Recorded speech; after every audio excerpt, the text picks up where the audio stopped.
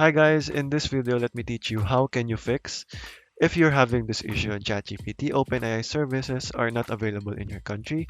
So if you're having this issue, the only way to get over this is to subscribe to a VPN.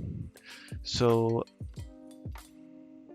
you can basically use any VPN that you want, but you can also go ahead and have a free VPN that I like. So this is a free VPN by ZenMate. So you can download it on the Chrome Web Store.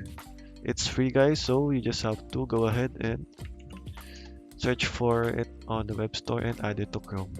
So you just have to connect it, and it should work now.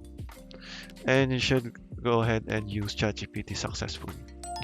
So okay guys, this is the basic way on how you can fix this issue. Thank you for watching and goodbye.